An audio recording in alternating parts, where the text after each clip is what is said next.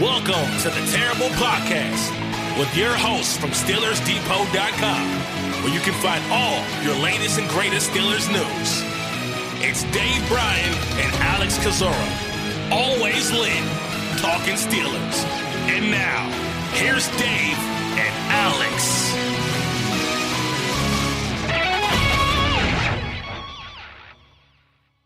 Welcome to the Terrible Podcast, Season 12, Episode number 48. He's Dave Bryan. I'm Alex Kozora, SteelersDepot.com. Good to be back with you guys for this Wednesday show. That we talked about on Tuesday's special edition of the podcast. We were going to probably do a Wednesday show as well to recap what happened during the Tomlin Tuesday press conference for Dave and I to kind of really flesh out some of our thoughts from the Bears game after going through some of the tapes. That's what we'll do today. Just kind of another probably hour or so long show. We'll see what happens. Dave, how you doing? I'm doing good. Happy, what day is it? Wednesday. Happy Wednesday.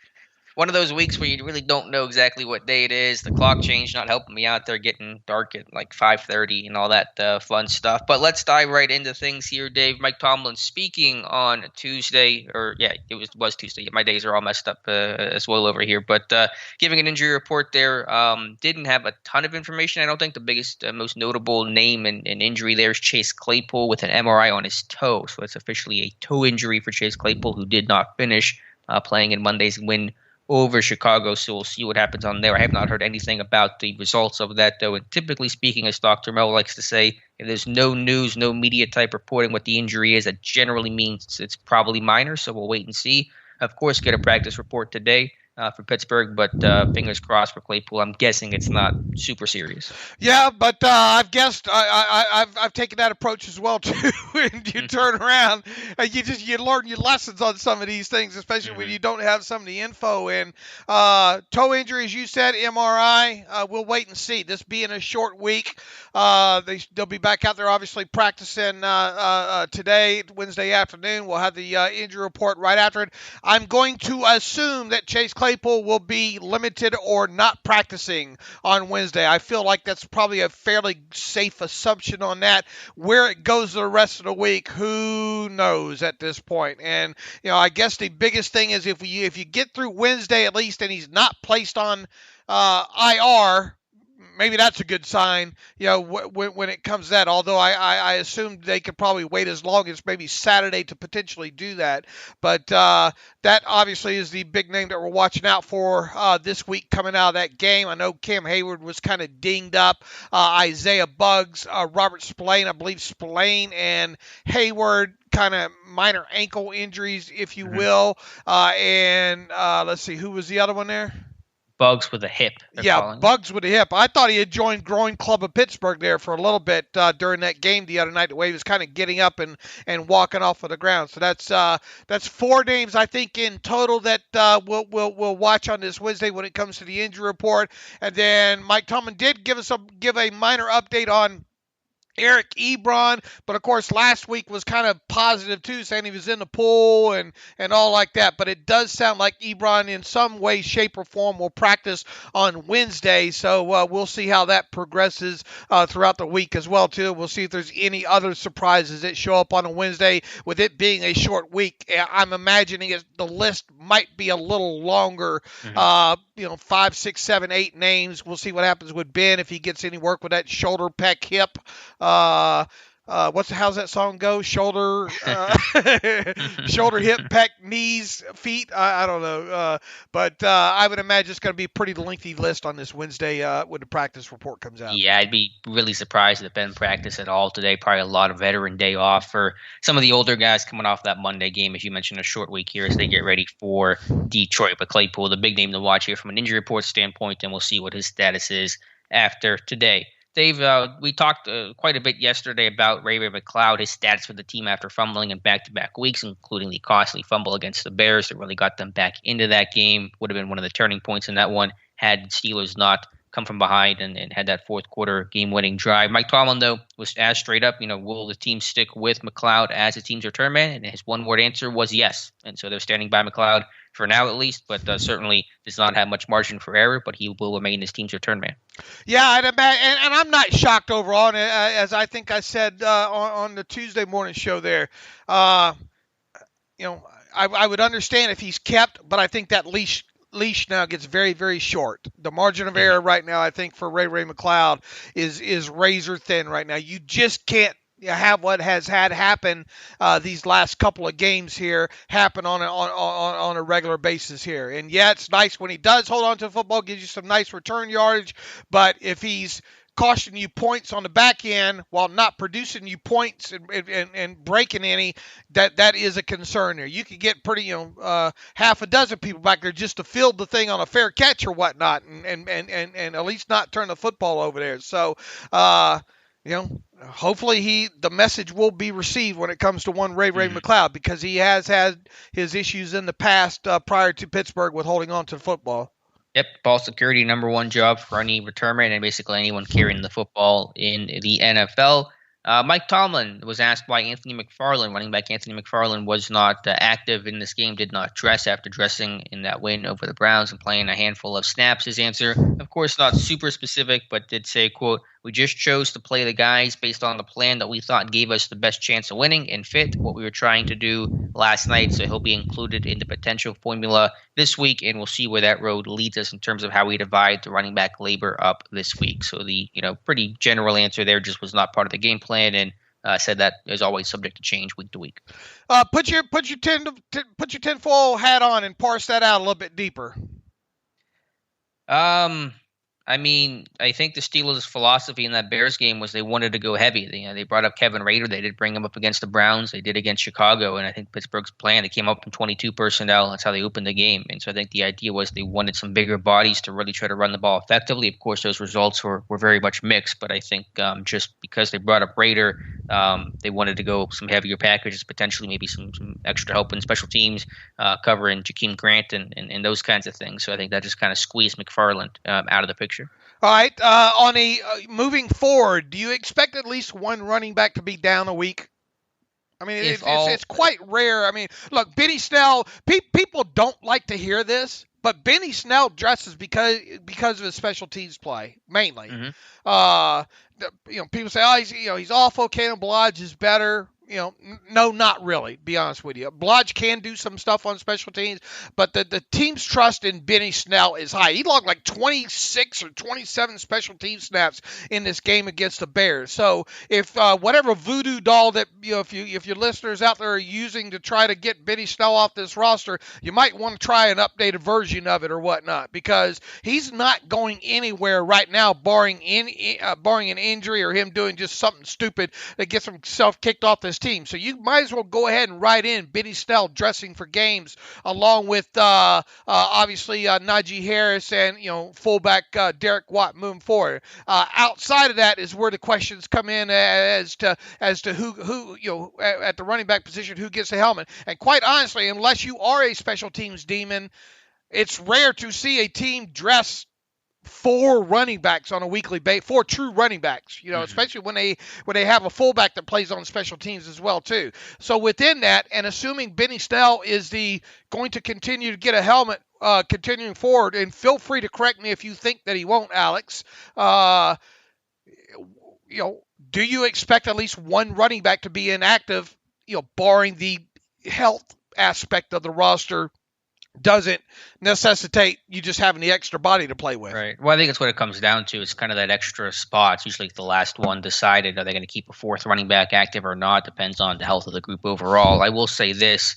Assuming Ebron comes back this week and he's healthy and they have three tight ends active, then I think they won't dress four running backs because they won't have that kind of luxury. Again, they bring up Rader, they dress three tight ends, and so they don't have a fourth running back. And so But you're not expecting Rader to come up again, right? I'm expecting Ebron to be healthy. Okay. So they're gonna have that'll be the three tight ends. I'm just saying last week, Monday they had three tight ends and they only had three running backs up, and so or dressing, I should say. So I think that'll be.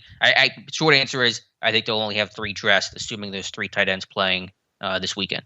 Okay, and.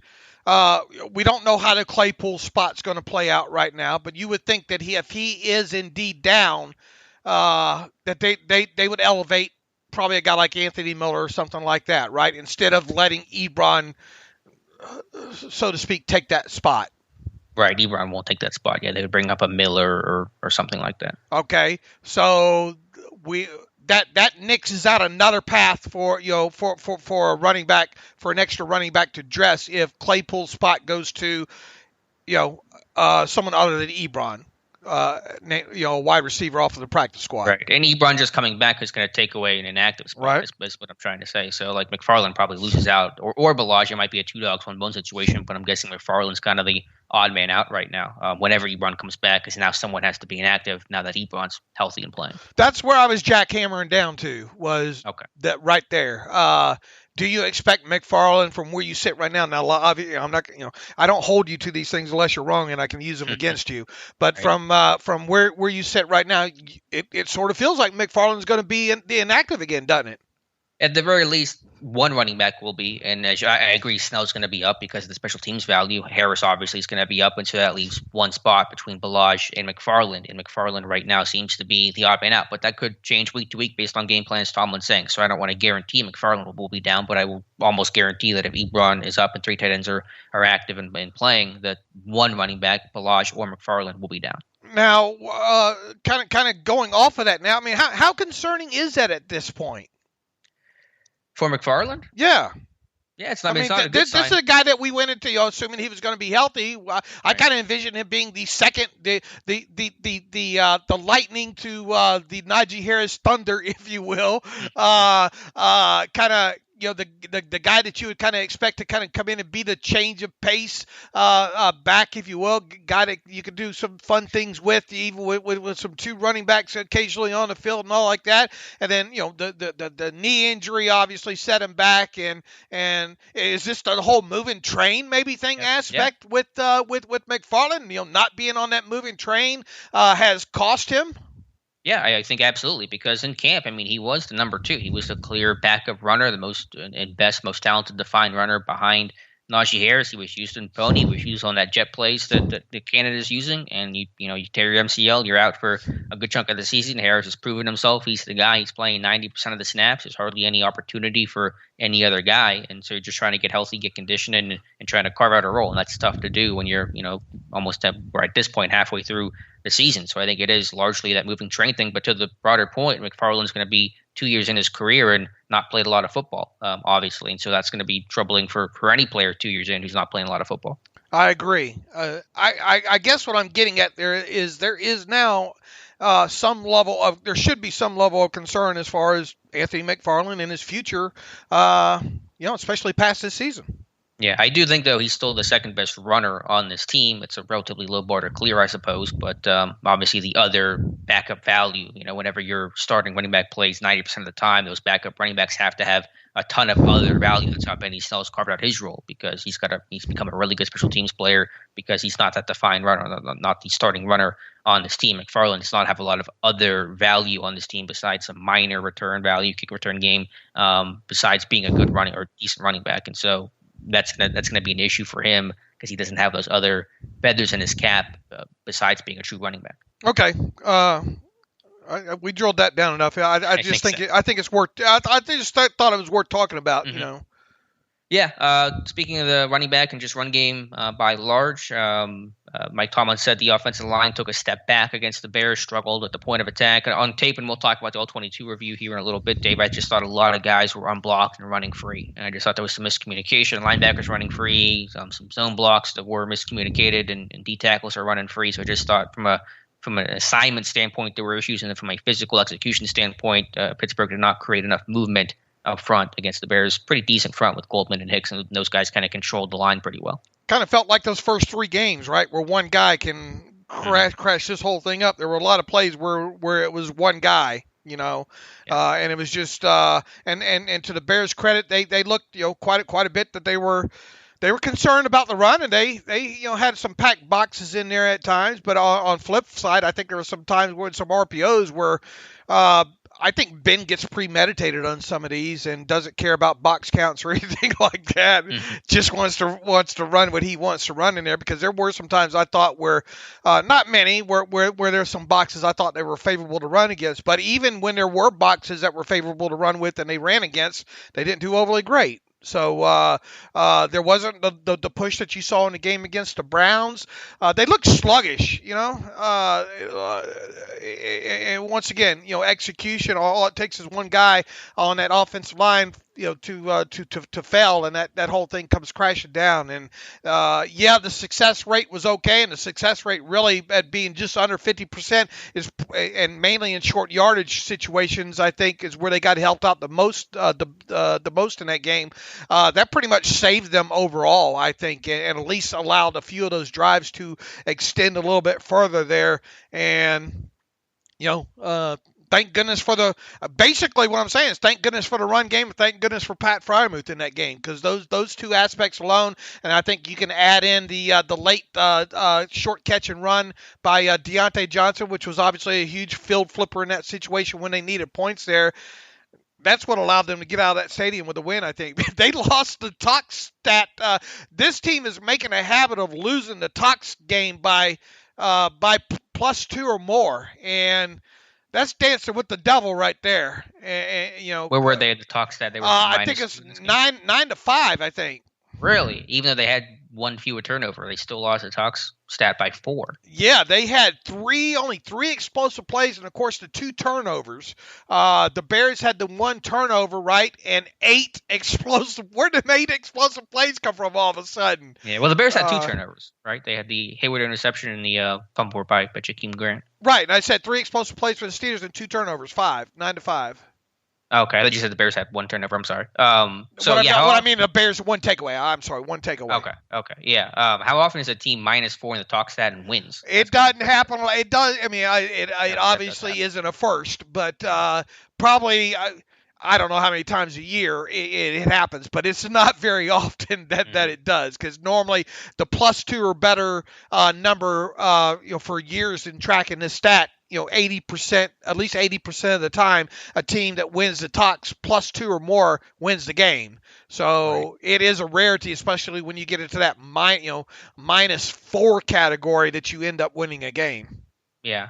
So I will say, I think the success rate didn't feel indicative of the tape and how well they blocked it up. I think Najee Harris certainly bailed out the O-line a couple times in those short-yarded situations, just churning ahead and getting yards that didn't feel like they were there. But, it just didn't feel like it was as solid, and that's a concern, obviously, and it has to get better, but it's not going to be perfect every single week. There is going to be ebbs and flows for a young group they're not going to just continually go linear up, every single week. There's going to be peaks and valleys. That's just how an NFL season is. So hopefully they bounce back. They need to, but we'll see what they look like against Detroit. And I think that's the way Mike Tomlin kind of played it off, right? Yeah, he wasn't, incredibly concerned about it. Just recognized his team didn't do a good enough job, and they have to get back and fix it and get better in the way they did, the first couple weeks of the season. I mean, it's pretty much a train wreck game for you 2 kids there, right? Kendrick Green and Dan Moore Jr. Although when you're talking about, I think Trey Turner was probably your best offensive lineman in that game. That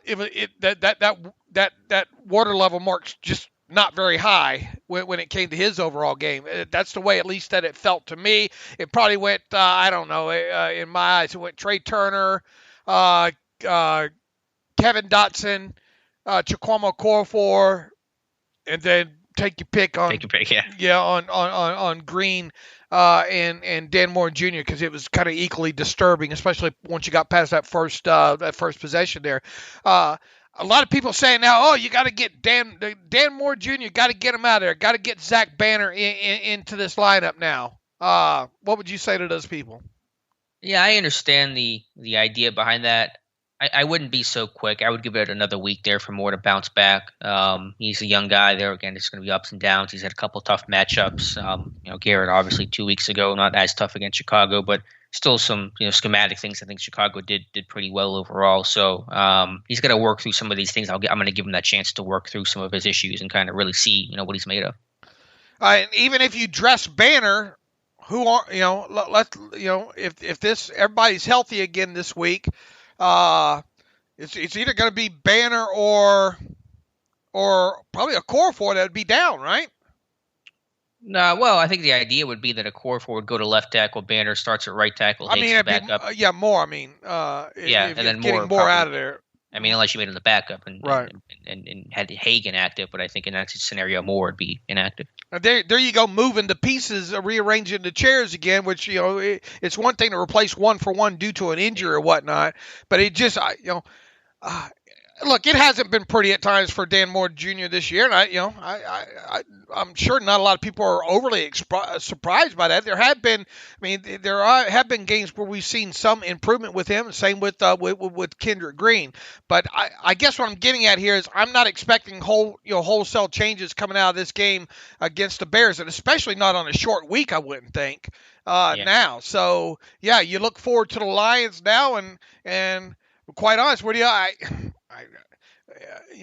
barring there being an extra guy down because of injury, Zach Banner probably still not going to get a helmet on Sunday against the Lions.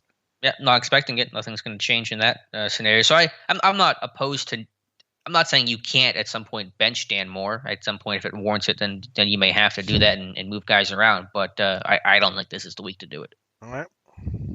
Anything else from Mike Tomlin? Talked about kind of defending the taunting aspect of it. We kind of had a good discussion on that yesterday and just said they're trying to clean up the game and be role models. And so we basically supported that, and the NFL supporting the spirit of the rule and the way it was called on Monday. Now that you've had more time to look it all over and hear all the different angles of it, where do you still maintain the same kind of viewpoint that you had on Tuesday, or what? I maybe come off of it a little bit because I understand, he is taking some steps forward and certainly trying to stare down the sideline there for Pittsburgh. But again, I've seen some of the other taunting calls this year. I mean, it's guys that stand right over you. It's guys that get right in your face and jaw. And to me, that's where the rule really should come into play, not some guy jawing from 25 feet away and you can barely even see him, and half the guys aren't even paying attention to what he's doing. So I think in terms of the things you're trying to really clean up in the game, I care more about the one-on-one interactions that happened on the field, not what Marsh did. So I understand the rule, and to the letter of the law, I guess you have to call that one. But I just think that's not the way the rule was intended to me. It was not intended to take the horrors of a player mean mugging from the hash mark on a sideline. Yeah, I don't take it so much as a letter of the law, because I said in my terrible take, I think it's become more of a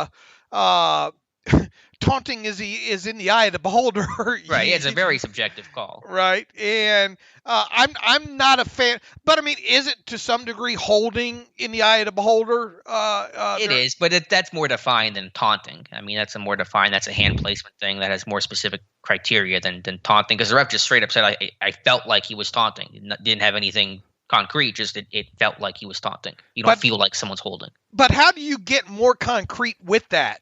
How do you define it more? Because there's so many different ways. You try to underline everything, and you're going to fail to underline the next thing.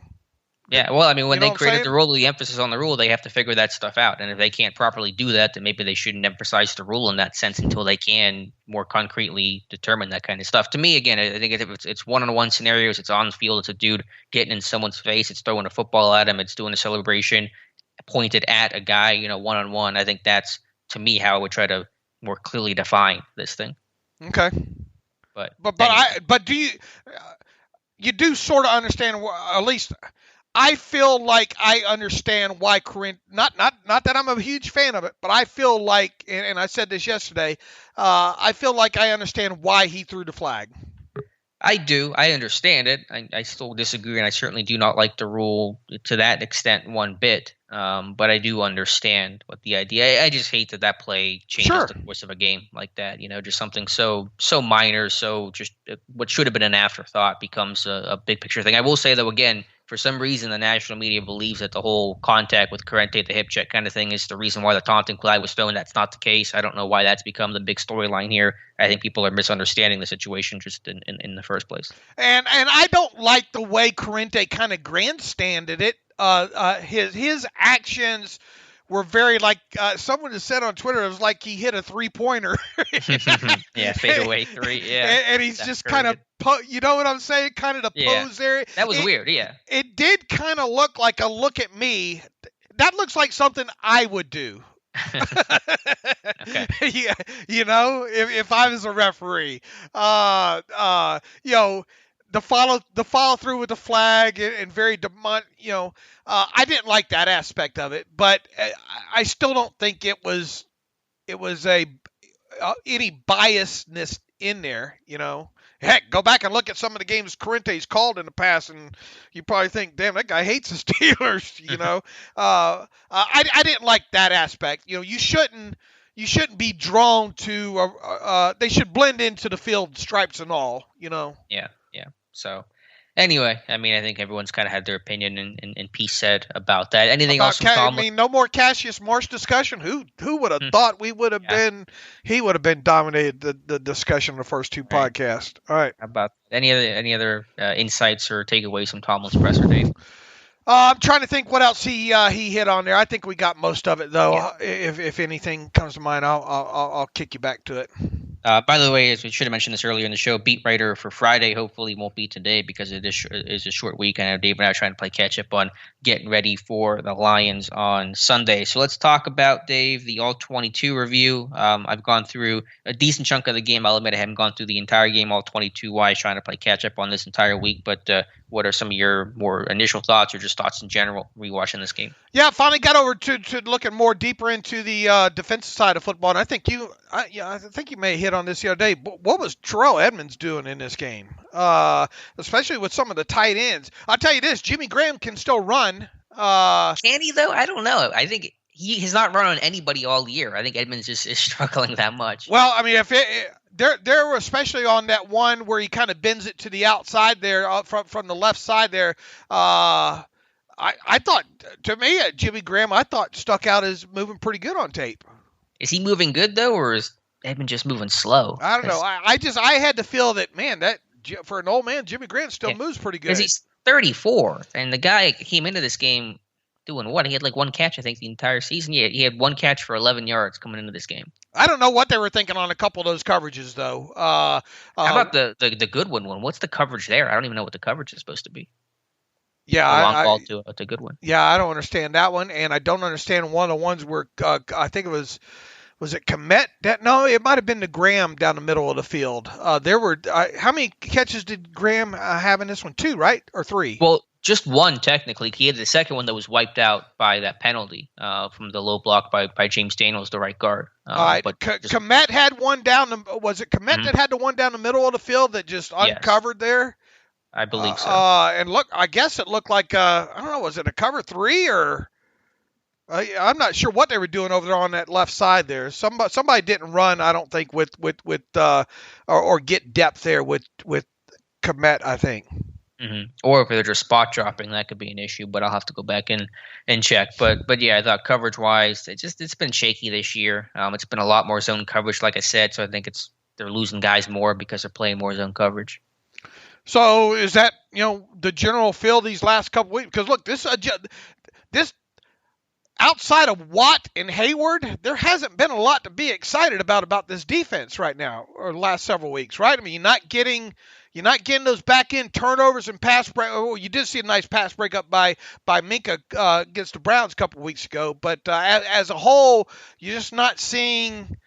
It mostly seems to be negative on that back end.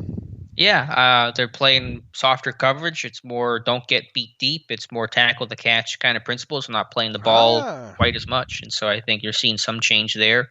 But yeah, you need to see this group get more explosive plays. They only have 3 interceptions the entire season. That number's got to go up. I know they're getting takeaways in other ways, and you got the big forced fumble there by James Pierre on the kick coverage unit. But yeah, you need to see that some of those secondary guys step up. Why do you think they're playing more zone, getting away from man? I think I had this article a couple weeks ago about the personality of the Steelers defense. I think it's twofold. It's the younger guys in this defense. It's the James Pierres, the Trey Norwoods, Millette not being as good of a man coverage guy. He's an older guy, but new to Pittsburgh and not a great cover corner overall. And then they just started getting beat deep a lot. They got beat deep in several games earlier this season, and they didn't want to get beat deep. And so you try to play more zone, some softer coverage, and keep guys in front of you. Kind of the old, more LeBeau principles of just tackle the catch and get the guy down. And so I think just they're trying to not get beat deep. They're blitzing less as well.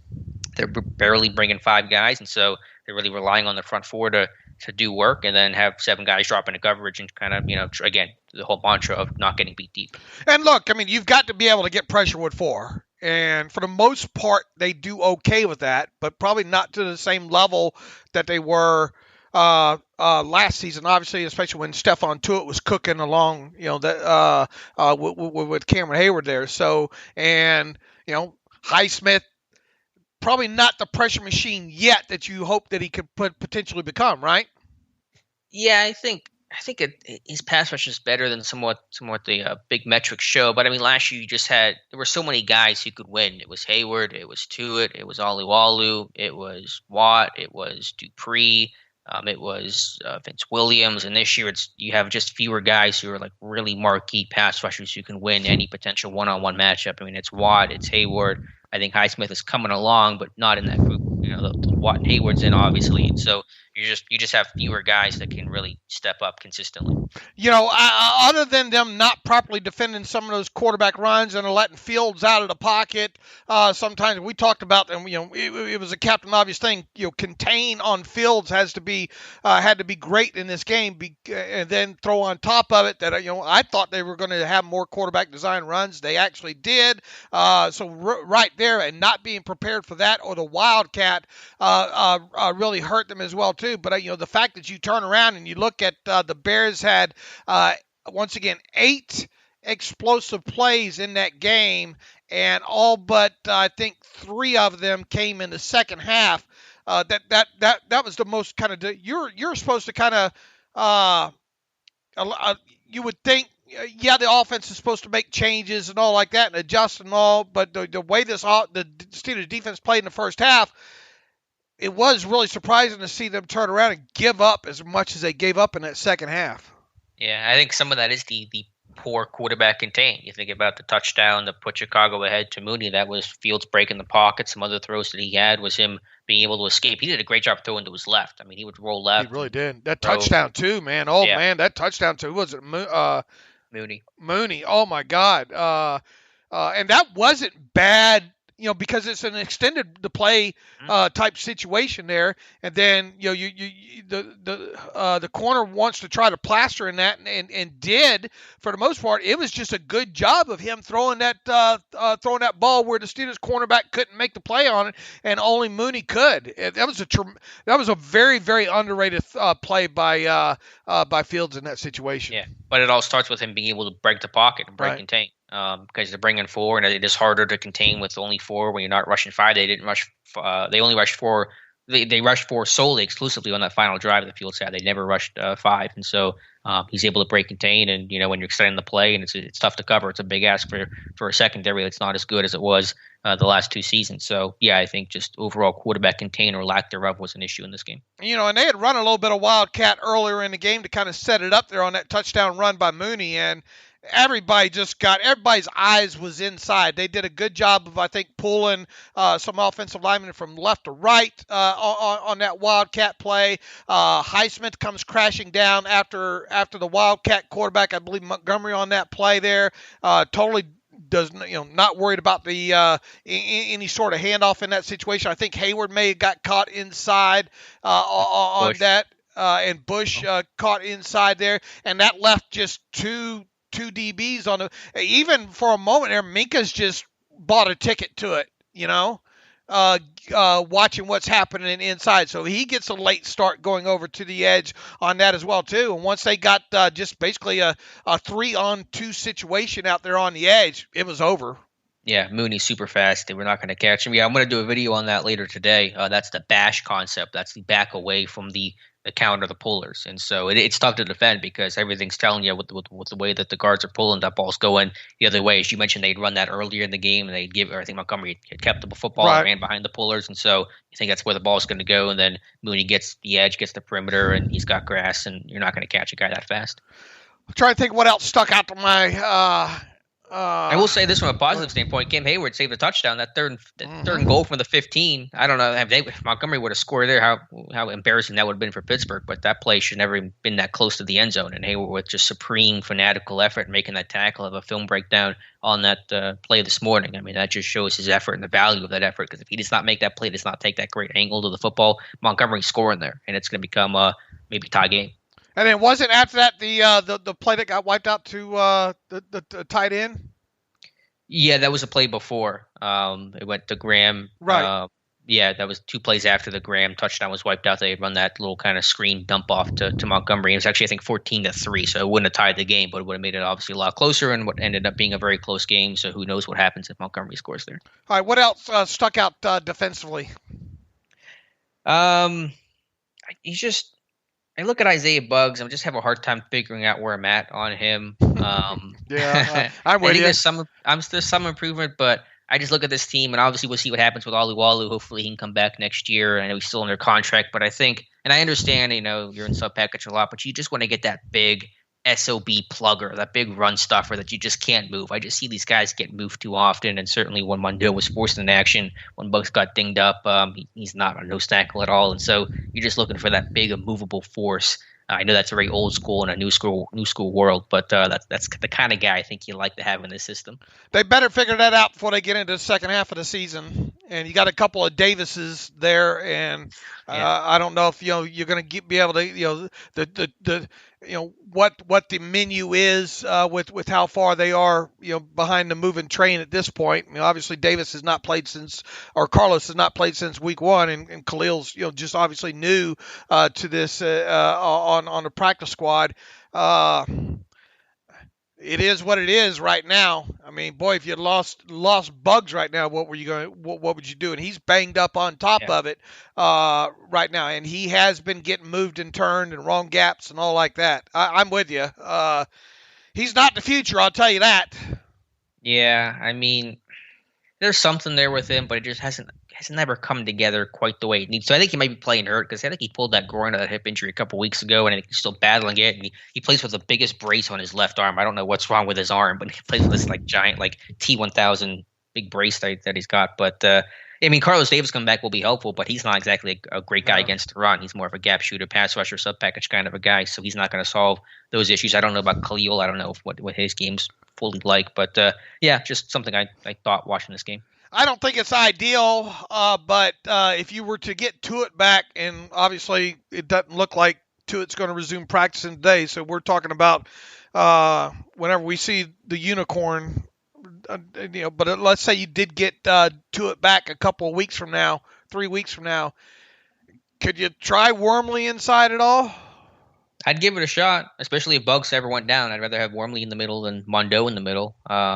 It's not ideal, but I think Wormley is more athletic. He flows better laterally. His hand use is better overall. He's a better pass rusher. So at this point, nothing's ideal when you lose your starting nose tackle and Alualu. You really miss that guy. But yeah, I don't love the idea, but I'd give it a shot.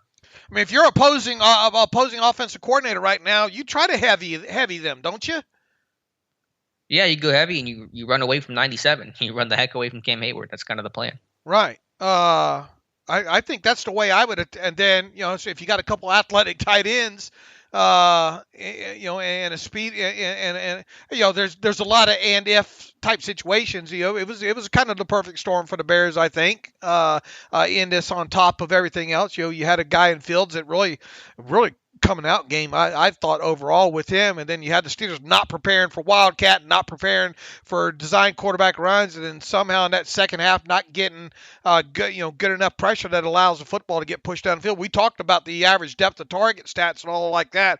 It was quite the second half was not the way I envisioned the second half going in that game defensively for this team, the way they played in the first half. I'll tell you that. It was embarrassing. Yeah, you get up 14-0. You should have been able to get the Bears out of their run game. They did a good job to stick to their script, get back in that game. Of course, the McCloud fumble was really a turning point in that one, positively for Chicago. Because if Pittsburgh, if they don't fumble there, they get the ball 6.5 minutes to go. They probably, at best, Chicago gets the ball back with 5 minutes left, down a couple of scores. They can't run the football. Game's probably over at that point. But that turnover was definitely big. But to the point, I thought Pittsburgh in coverage just guys not making plays on the football. Occasionally Joe Hayden had a good breakup on a jump ball and Jimmy Graham, but just not enough guys making plays on the football. Take a temperature on Devin Bush. A couple games past the last time I took your temperature.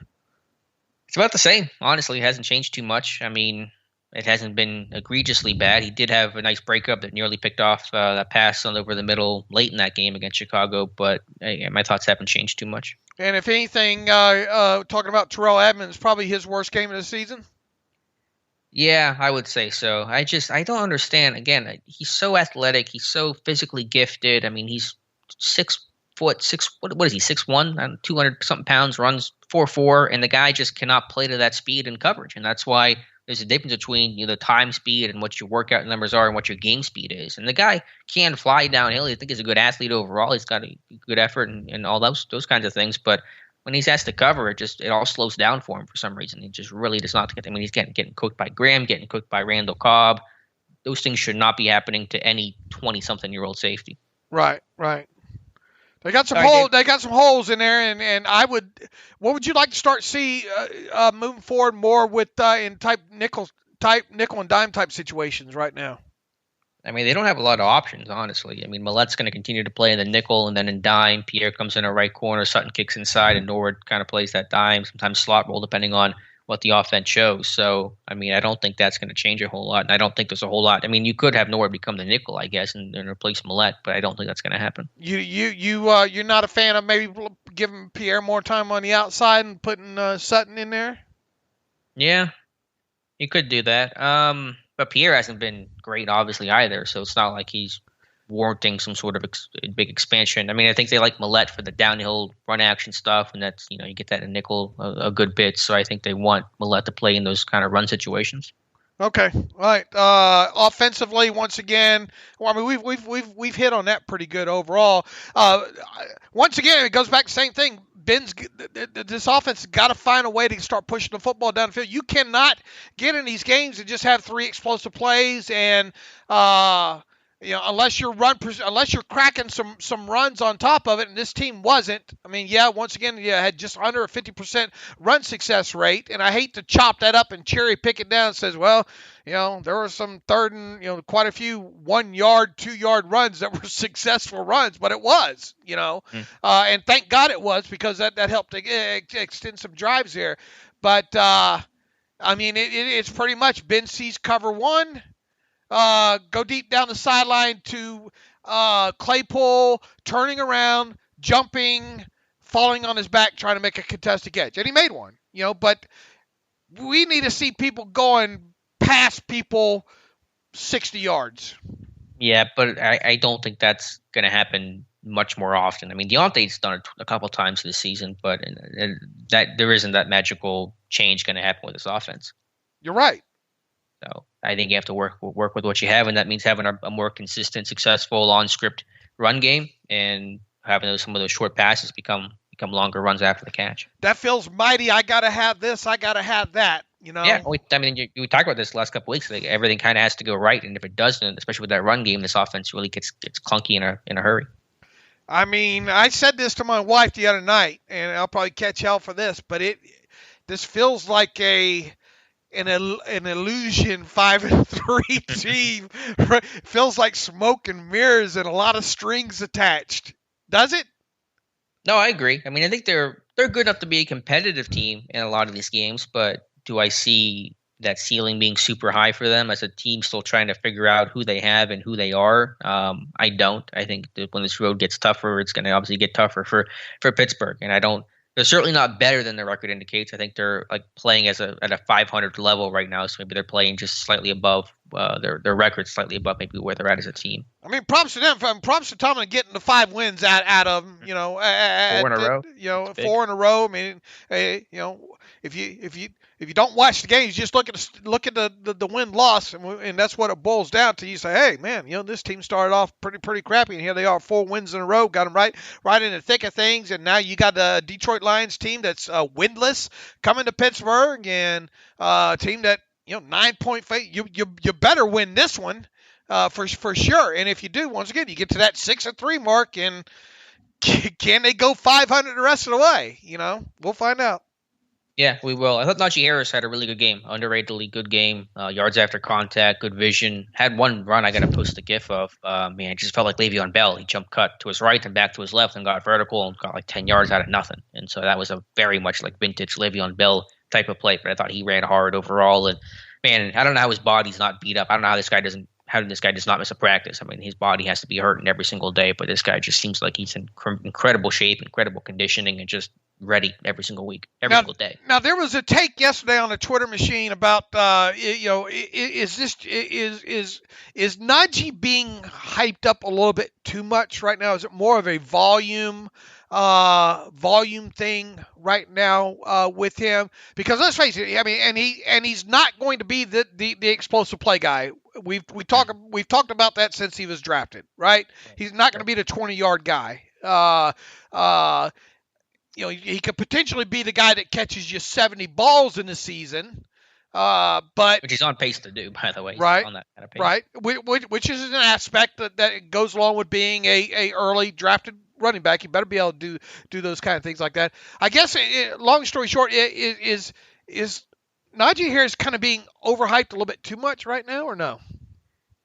No, I wouldn't say that. I mean, the guy who tweeted that, I saw the tweet. I'm not a fan of the guy in general. He's pretty takey and has said a lot of wrong stuff over the years. And his point was, don't call him elite Le'Veon Bell. And I don't think anyone has called Najee Harris as his current form elite Le'Veon Bell. And Le'Veon Bell was not Le'Veon Bell his rookie season. So there's going to be growth and maturation as his offensive line improves, especially. I mean, certainly the volume is incredible for Harris, more than any other running back in football. But if you just watch the tape, I mean, the guy is creating a lot. He's getting yards after contact. He's a 3-down back. I think about that pass pro he had on Garrett on the 4th and goal touchdown to Freiermuth. That wasn't even his responsibility or design. He just kind of instinctively knew that could happen. So just some of those high-level IQ kind of plays. I mean, yeah, he's not explosive, big play, 70-yard house you kind of dude, but we knew that, as you said, coming out of the draft. And so I think he's played exceptionally well, just being in all situations, every down, every single day. Doesn't miss practice, doesn't miss time. Incredible, care of his body for a rookie, a 20-something, 22-year-old guy. I mean, we can't overlook that and understate that. I mean, that's really, really impressive. What are you doing with Eric Ebron when he comes back?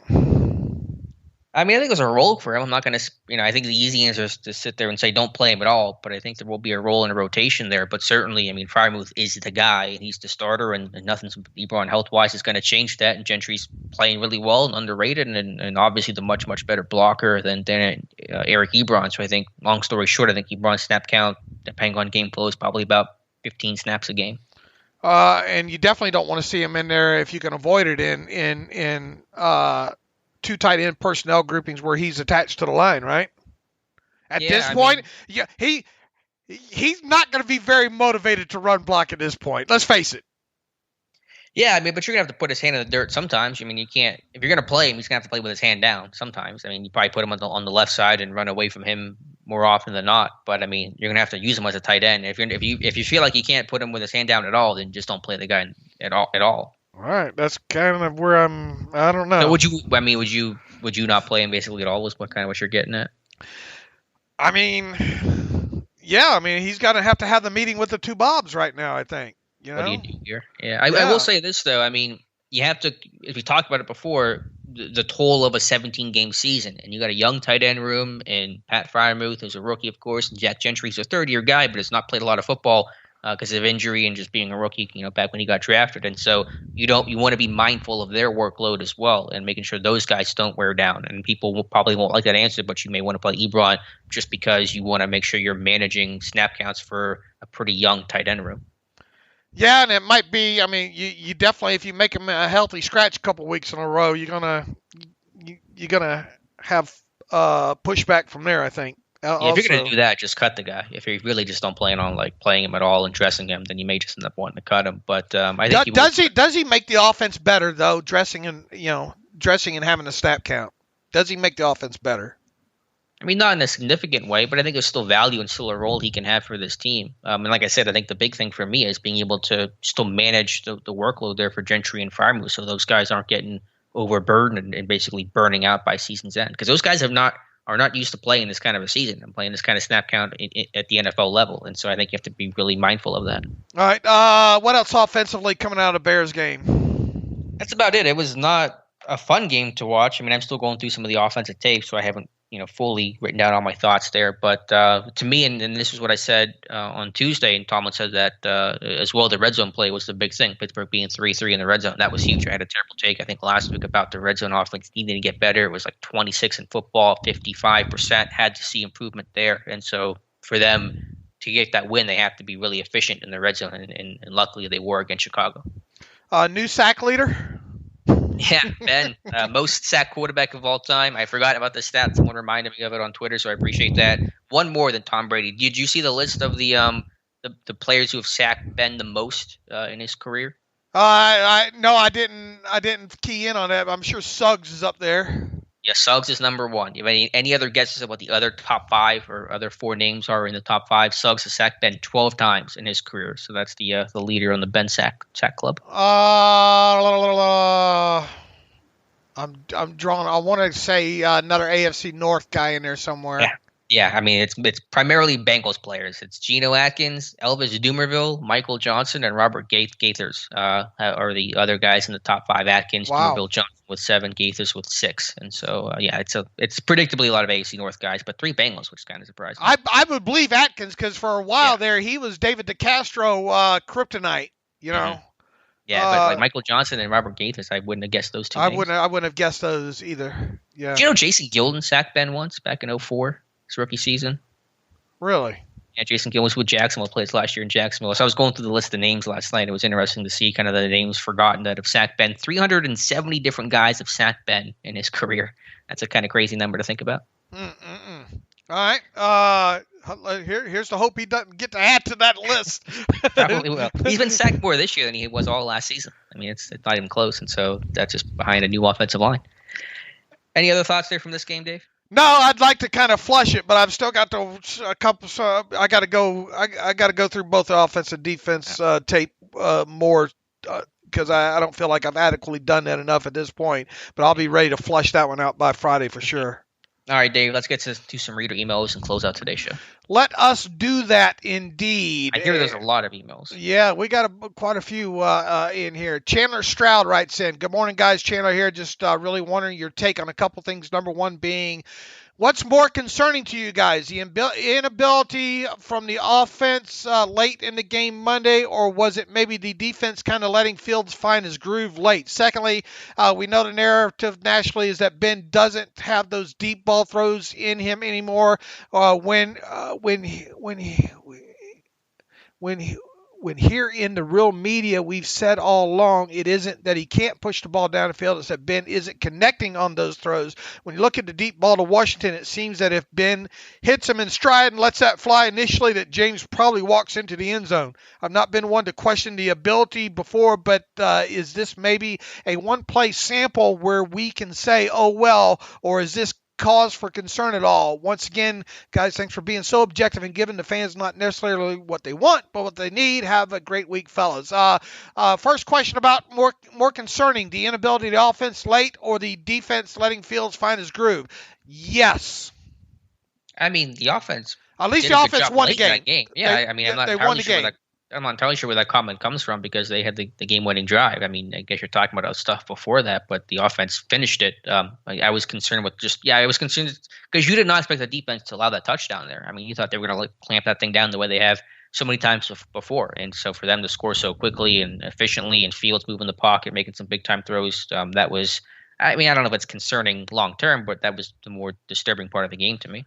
Eight explosive plays, and the way they weren't ready to handle some of those runs, it was disturbing in the second half there. Yeah. But it was the most disturbing part, yes, the defensive play in that game. Now, to the Ben and I guess the deep ball. Ben, I think, just said this morning, I'm starting to see some of these comments roll in, that indeed his hand was hit on that pass to Washington. Did you see that?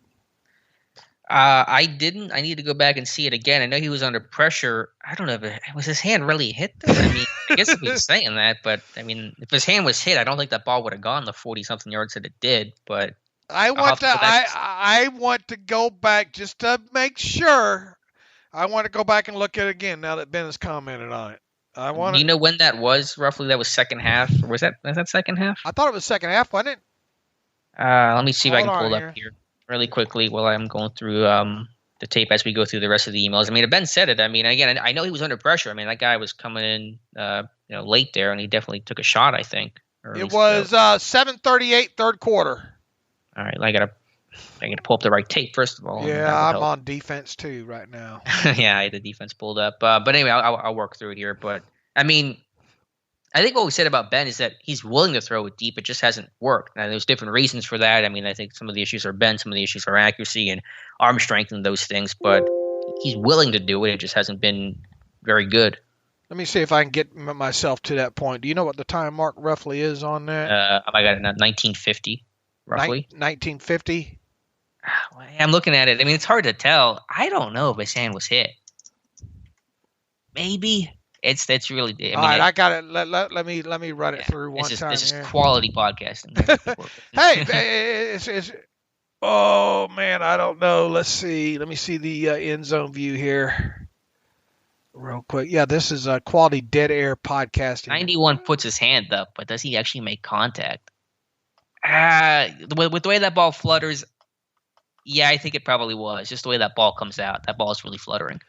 Yeah, just the flight of the football, boy. If he did get his hand hit, it just got nicked, didn't it? Yeah, because and I hope if it gets any more than that, I'm going to try to zoom and slow that down with later on today, and put it in the Zapruder film. I will say this: I sure hope his hand was hit, because if it wasn't, and that's the way that pass came out, then that's a big problem. But I'm going to tell myself his hand was hit. You're going to tell yourself? Okay. I think let's see. Look, I mean, he doesn't have as strong as arm, obviously, as he used to have there. But once again, the biggest aspect here is him not hitting somebody. It's not the fact that he's afraid so much to take the deep shots down the field. He obviously doesn't throw. I mean, the whole narrative about the middle of the field now is, I mean, we're so past that now. We can bitch about it every week if we like, but it's just not something that he does or has done for eons now. If you go back and look at some of the old passing charts and all, I mean, he just has not gone more than 12 yards down the field, in that middle third of the field. Right. Yeah. I mean, I think that's well documented at this point. That's not. I mean, we can bring it up every week and sound smart about it and complain and sound smart like we found something, But the fact of the matter is, he just does not do that for the most part. Period, right. And hasn't for years. I'm talking 6 years. Yeah, I mean it's well documented, as I said, and I'm just watching Kendrick Green getting pushed back here on that pressure on that play that Ben threw to Washington, which was down the middle of the field, by the way. So. Whatever that's worth. All right, this one from Jay from Buffalo. Hey, guys, instead of running read options with Ben on crucial third downs. Oh, did you go back and look at the spike or no? No, I haven't. Shoot. All right, I'm going to hold you to that on Friday, okay? Go back and look at that spike. Well, it's in the All-22 right now, isn't it? Okay, yeah. Isn't it? I think. That's okay, read option. Oh, no, maybe it's not. They have a spike in there? Did they have a spike in the All-22? I thought they did, didn't they? I don't think it was after the read option play, right? Or was that before the read option play? That was before the read option play, wasn't it? Right. It was 41 seconds. Yeah. I'm really doing a good job here.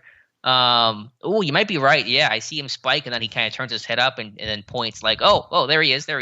Yeah. Say that again? I'm not going to say it. I want to carve that out. Why do I do this? Blare it down to my wife down there. I don't know. It was all very weird because the Bears were running off their 11th guy. I mean, maybe he heard something. I'm making stuff up. Maybe he heard something about how the Bears were saying to get guys off the field, but the Bears are getting off their 11th guy. I'm right here. I've been right the whole time. He saw it after the fact. All right. Right? I mean, it did kind of catch you there the first time you watched that. Yeah, no, you can definitely see, he spikes the football, he puts his head down, and then he looks up and sees 37 running off the field, and then he starts pointing at the ref and hey, that guy's coming off the field. So, definitely he didn't do that right after he spiked the football. He did that after he looked up, and then he saw the guy running off. Right.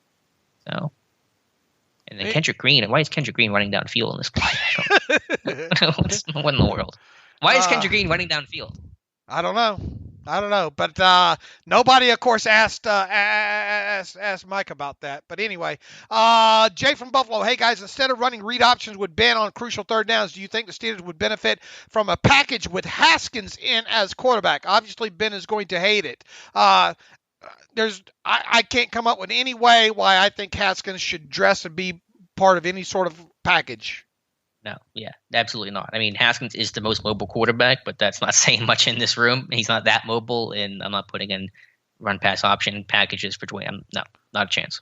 Let's see here. Larissa writes in, hey guys, I'm an avid listener, although I don't know football from the X's and O's standpoint that much. Love the podcast and content. It got me through a really tough time, so I appreciate you so much. Every time we play average and rookie quarterbacks, they always seem to have some sort of record-setting days against the Steelers defense and then revert back to their regular selves the next game. And O-line just looked terrible on most plays. It's odd to me that the Steelers refuse to really address these positions in the draft. First and second round picks. Says, I like Najee and the Muth is doing well, but top-rated O-line and cornerback talent is crucial. Question, do you agree that from the Bears game, offensive line and DB are the most pressing needs either in free agency or the draft? P.S. I sat with Charlie Batch on the flight home from Charlotte when the Steelers played the Panthers. He was watching the All-22. Super nice guy. Thanks for all you do, Larissa. Thanks for the email, Larissa. Look, I mean, it's hard to say that offensive line and quarterback shouldn't be addressed at some point early in this next draft. I mean, I think take your pick. Are you gonna need a left tackle and switch Dan over to right tackle? Are you going to just draft another right tackle early? You're probably going to need a right guard at some point in this thing. As well too, or you're going to draft the center out of Iowa early and move Kendrick Green over, which I don't know how that would go, but I think O-line but this team just I cringe when I think about this team drafting a defensive back early, just because they don't do it well. Yeah, I mean, but is that the reason not to do it? I mean, if you have a need there, do you just not address it because of the history? Yeah, I think, a lot depends on obviously what happens this offseason, who stays, who goes. Does a Corfer walk? Does Trey Turner walk? He probably will, but we'll have to see what happens with Zach Banner, his status going forward, and those kinds of things. And so, I mean, it's all kind of too early to tell, but certainly you would expect some reinforcements along the O-line. Quarterback, we'll see. I mean, are they in a position to take one early? You know, that's going to be up for debate, and will they just go the more veteran bridge kind of route? That certainly kind of feels like the way it's going right now. So it's really hard to make those proclamations as we sit here today. No, it was corner, not quarter. Quarter. Oh, okay, corner. I mean, assuming Joe Hayden's gone, I mean, will Pierre come in and replace him? I guess. I mean, I don't know. There's gonna be a lot of questions after the season, especially if even if you get Joe Hayden back for a year. You know, right? I mean, played all right this season. The lack of speed hasn't been. He's definitely not fast, but it hasn't hurt him. I mean, he's been able to kind of mask it. So, but I still probably would not re-sign him. All right. You definitely have plenty of time. Thanks for the email, Larissa. Let's see here. What else do we have? Kendrick Green, this one from Charles. It seemed obvious on TV view that Kendrick Green can't hold up against the bull rush or was on the ground too much. I would love your point of view of his performance later in the week when you watched the All-22 for his play and obvious rundowns on third and short and fourth down plays. It truly seemed like it was well below average. I know it won't happen because the Steelers are slow to demote any offensive line starter, ask Mr. Banner, but I feel B.J. Finney would help the rushing offense if he was promoted to starting center.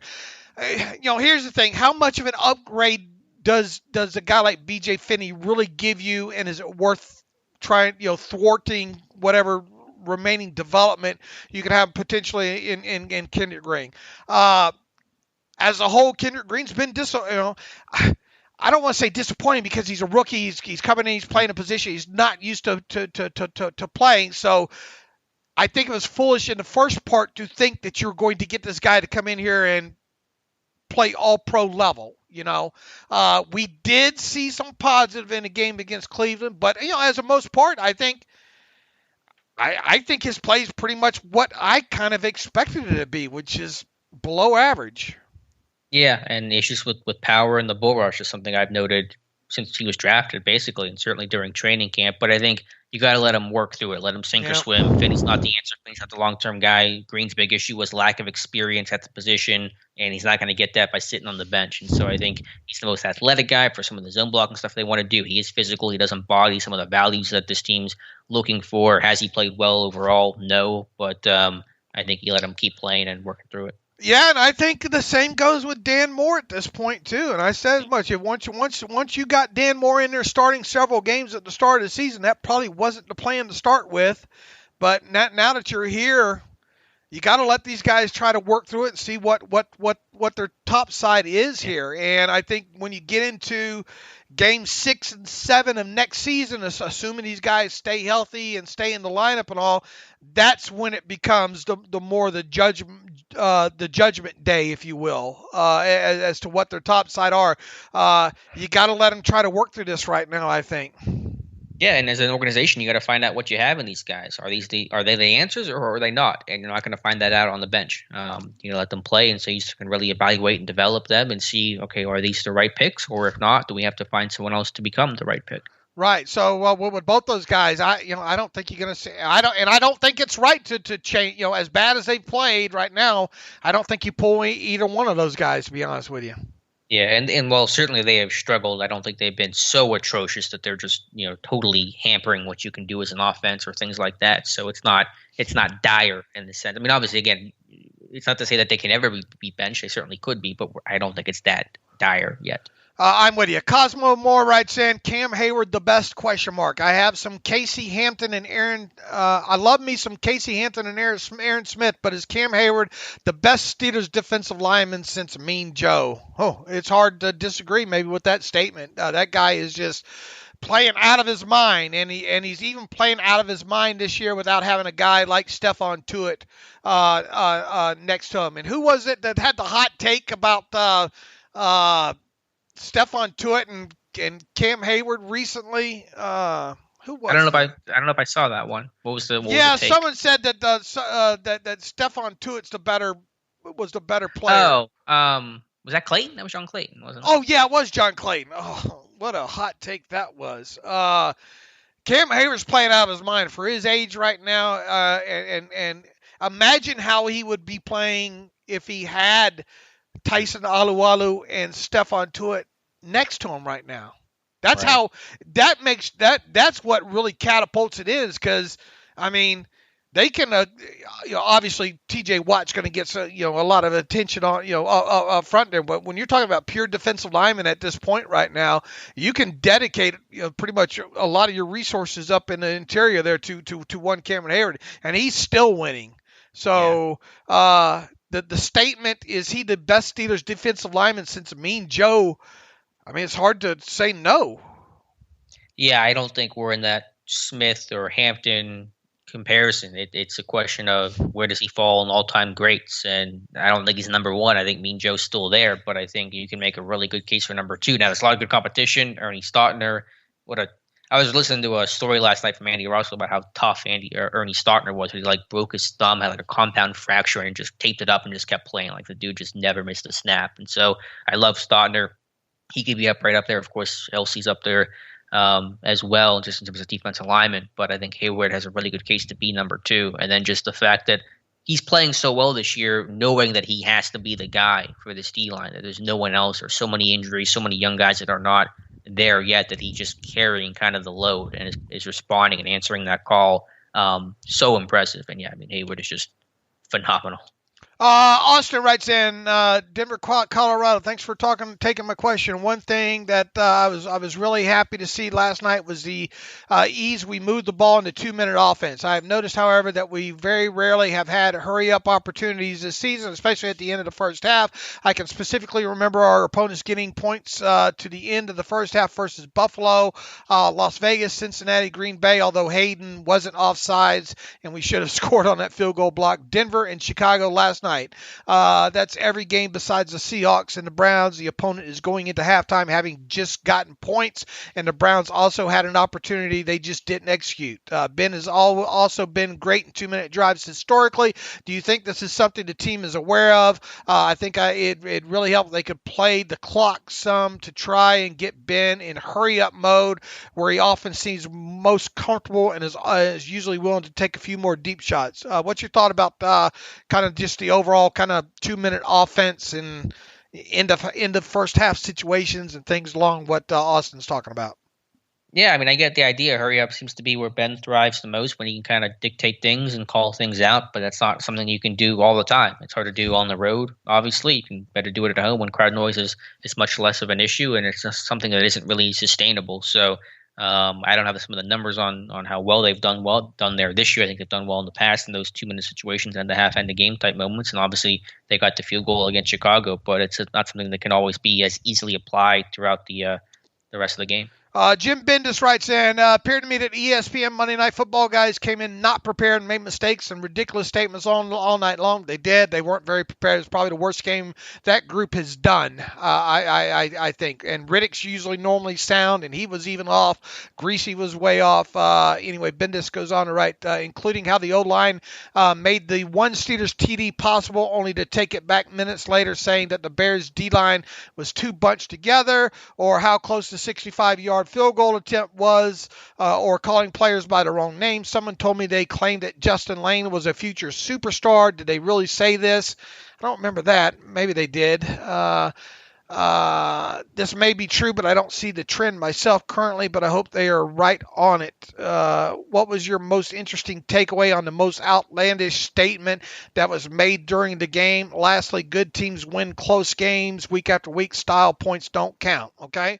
Look, wins are all that matter. That's what it boils down to. But when Alex and I, our job is to look at the style points in some of these as well too. But the most outlandish statement, I mean, a lot of the outlandish statements I learned after the fact because I don't really pay too much attention to the announcers during a game on TV.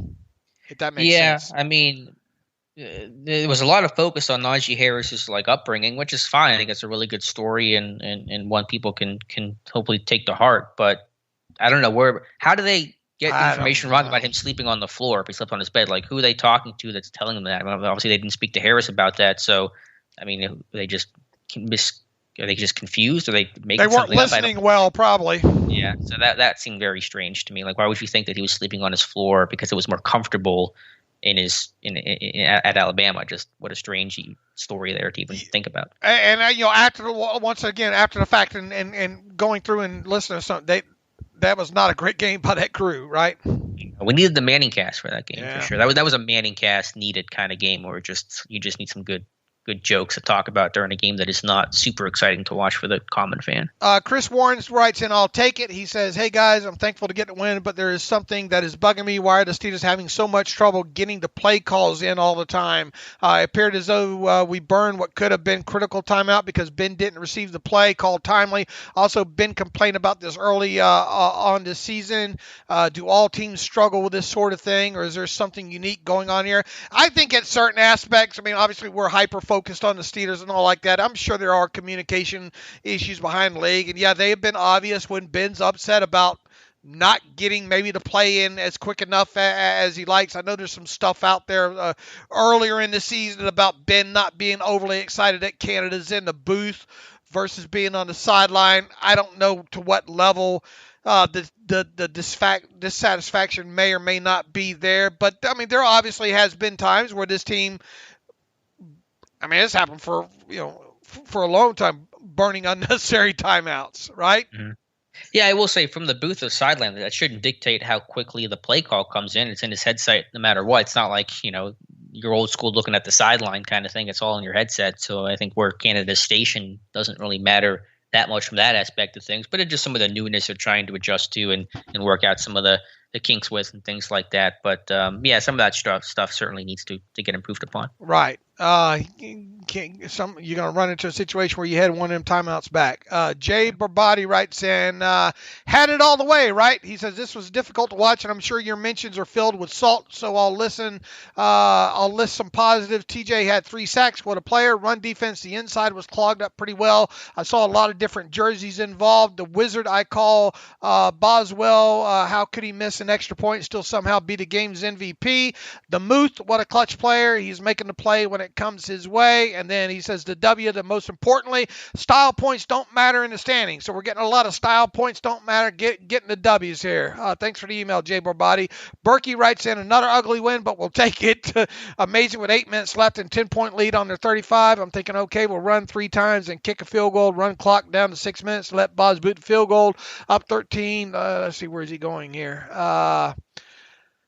Then on the Bears side, they took the lead. I always trust Ben to come back, but not tonight. He was under pressure and never got comfortable all night. Bears up 1 with 1:50 left, and now they decide to play off of the receivers. Why? He's talking about the Bears' defense. A touchdown is the same as a field goal there. You lose. Why are you changing how you played all night when you have a 1-point lead? You don't want to get beat over the top from a team that can pass it. That can't pass it beyond 3 yards of the line of scrimmage. They basically let the Steelers march down the field and kick the field goal. What do you think about the way the Bears defended things there late? Yeah, teams tend to get too passive, trying to just, not get beat deep or give up the big play. It's going to put a team in field goal range, but that just means it just takes a couple plays to get the field goal range. And so I thought the line did a good enough job there. Ben was smart with the football, and just 1 or 2 plays is all you needed. Got the big slant to Deontay, and that was what got you in range. And so teams tend to play kind of conservative in those moments, and it usually gets them beat. Jeff Berg, hello, Victory Tuesday. First thing, how can, again, this defense allow passes over the top when all we need to do is defend the end zone and keep everything in front of us? Second thing, how can we time and time again not gain 1 yard? Can't you scheme a single play? Okay, victory ran over, a win is a win, but I would love to see a comfortable win at some point this season. Thanks so much for great work for all you do. We're getting a lot of a win is a win. That should be. Is there something there? Once again, I think it goes back to what I said. There seemed to be a lot of smoke and mirrors going on here, but props to them getting to 5-3. Now the job is to get to 6-3. Man, it'd be nice to have a comfortable win against Detroit, wouldn't it? Be nice. Don't expect it. But if they don't do it against Detroit, we're not going to do it at all this season with the way the rest of the schedule shapes up. But as far as Jeff say, how can time and time we not gain 1 yard? Look, the reason that they were able to move the ball and finish out some drives is because they were able to get 1 or 2 yards in a few of those situations, right? Yeah, they've been very good. I mean, compared to where they were the last 2 seasons, 50% in some of those third and fourth and short moments. I mean, they're around the league best this year. Now, I know it was uglier against Chicago, and Harris had to kind of really churn out and create some of those yards, but conversions are conversions, and so they're much, much better this year than last year. Chuck Griffith writes in, why didn't Ben run clock on second down and not spike the ball to stop the clock? Chuck, I think we've talked about that since the game. That was his question there. Let's see. Long-time listener, first-time emailer. I love your weekly segment of bringing on opponent's beat writer to discuss upcoming game. It brings a lot of insight to the upcoming matchup. Anyways, I was wondering, do either of you appear on opponent's weekly podcast, bringing your unbiased Steelers analysis to fans of the opposition? Yeah, absolutely we do. And I try to retweet some of that stuff out. I know Alex does some interviews. I did one this week with a Bears podcast as well, too. So, Harv, if you pay attention to Twitter, you'll see the stuff out there that Alex and I retweet whenever we sit in, on some other opposition podcast. You got any coming up with any Detroit people this week? I don't believe so. No, I don't think I have anything lined up, but if I do, I will tweet it out. The fake field goal, Cody Bailey fake field goal. What's up, guys? I'm late writing this email, but I had a thought on the field goal. Was there, or could there have been a kill switch to kill the fake after the Browns linebacker alerted and aborted the block once Freiermuth motioned? They were late getting the play off, but I feel there could have been a kill switch to abort the fake and go ahead and kick the field goal. Looking forward to Monday night. He obviously put this in before the Monday night game there. You've looked I've looked at it quite a bit. You've looked at it probably more than anybody else because your Danny Smith fan club card requires you to. What would you like any final thoughts on a kill switch on that fake against the Browns? I mean, I don't know exactly how they designed the fakes and being able to abort stuff and stop things. That probably would not have been a player thing because, again, the design is for that snap to be quick. I know it wasn't timed up properly, but it wasn't like there was a lot of time between what it should have been and what it was. So it's not like there's a lot of time for Boz or Harvin or someone to digest and see what's happening. If anything, it's going to be a sideline call by Tomlin to abort the thing, and there probably wasn't quite enough time to figure all that stuff out and realize what was happening or not happening. So probably in that situation, there really isn't a good way to kill that play. I agree from what I've seen from it there. All right, Alex, we made it through all of these. Hopefully this, I don't know, hour, what do we do, an hour, 20 minutes here today? Hopefully that'll get people to Friday. Hopefully we have properly kind of wrapped up this Bears game for most of you now and got the Tomlin comments out there. So now we'll start turning our focus to the Lions game on Sunday at Heinz Field, 1 o'clock. That game will be on Fox. Injury reports start rolling in later this afternoon, Wednesday. I know Ben spoke today. I'm sure a couple other players will be speaking today. We'll recap all of that on SteelersDepot.com throughout the day. And then once again on Friday this week is when we hope to have a beat writer in to get thoughts on the Detroit side of things there. So real quick, where's Odell going? Looks like Green Bay's making an offer for him. What do you think Beckham ends up? Yeah, good question. He definitely probably wants to go to a winner. I don't know if he... they don't need him over in Seattle. They don't need that kind of player over in Seattle, I wouldn't think, with Lockett and Metcalf. I wouldn't think. Also one number 3, I don't know. But again, Green Bay apparently interested. KC, I think the Saints are the teams being reported right now. I tell you, watching the Chiefs a couple of times, they could use a better receiver over there, and I'm not sure if that's Odell or not, though, at this time. Odell's not the same player he was years ago. Let's get that out there. And that's why he wasn't claimed either. Injury concerns and that $7 million teams were going to have to eat for half a season is a good reason why Odell Beckham Jr. was not claimed off of waivers there. It better be the right fit organizationally in that locker room. That's all I got to say. Yep, fair enough. We'll see. My guess is Green Bay, but we'll get our answer by Friday's show. One quick note. We've done some minor enhancements to SteelersDepot.com. One of the things that we've gotten feedback on is on the ad-free version of the site. People that may have had their subscriptions lapse in the past have had problems re-upping. I think now if you log in with your login, you should you should be able to hit on profile, and we have it should be an easier way for people who have previously subscribed and let their subscription lapse to resubscribe if they fill the option. We've also added Stripe as a paying option on that. If for any reason you have problems with your ad-free subscription, email me at theterriblepodcast@gmail.com and put ad-free subscription or something in there to let me know and give me a chance to try to solve this for you. But we have made some enhancements there to the site and have hopefully some more enhancements coming down the road as well too. But that's one of the things that we've been wanting to address that we finally did. So within all that, you can follow me on Twitter at Steelers Depot. You can follow Alex on Twitter at Alex_Kozora. Follow the show at Terrible Podcast. Email the show, theterriblepodcast@gmail.com. If you like what we do and want to donate to the cause, go to SteelersDepot.com. Hit the donate button, upright navigational bar. Also, as we just mentioned, if you want an ad-free version of the site, go to SteelersDepot.com. Hit the ad-free button. Follow all the instructions there. For $25 for 1 calendar year, you can have an ad-free version of SteelersDepot.com. Ooh, that sounds like a lot. But to get out of my mouth there before closing this out. But we'll be back on Friday. As always, thanks for listening to the Terrible Podcast with Dave and Alex.